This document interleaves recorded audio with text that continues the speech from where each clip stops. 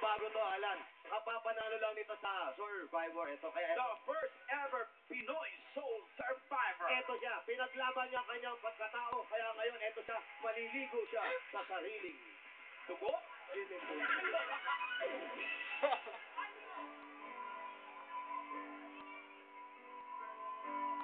Mirrors was there for a moment in time, and it's just everlasting that you will always be mine. And you wanna be free, so I'm letting you fly. You know that my heart beats all of you. Happy New Year, JC! Marie Chris, saan kayo nakarating sa Amerika? Saan kayo nag-tour? Actually, isang show lang po siya sa LA Shrine, yung Let's Celebrate Ding Dong and Marian. Kasama po kaming La Diva. Batiin mo yung mga nanood sa inyo. Ayan, hello po sa lahat ng mga taga-LA. Thank you for watching. Sana makabalik po kami doon. Hindi mo lang sila nakikita pero binabati ka na sila. Pinabati ko siya. Marie Chris, how did it feel to perform sa stage for the very first time?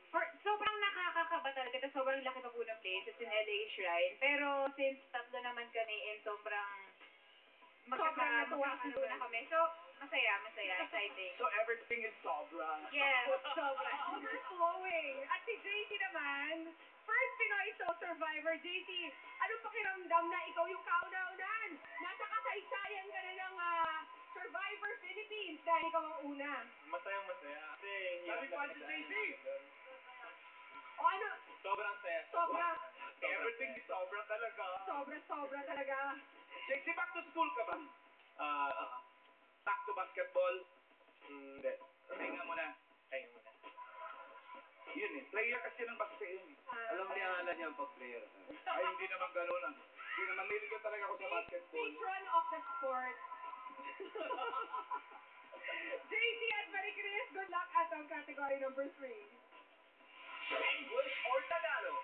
Ay, 1-0 pa rin tayo. Oo nga! Spelling. Hoy! Mag-score naman kayo. Eto, good luck.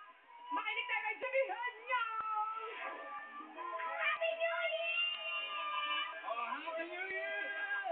Ayan ang mga tikiting. Anyway, everyone must have their own New Year's resolution since it will guide you to become a better person in the coming year. Now, you better be good and spell the word resolution. Hula? R-E-S-O-L-U-T-I-O-N. Resolution, Jimmy! Your New Year's resolution is correct! Naku naman! 2-0 na! Okay, namimiligo na kayo, Jose.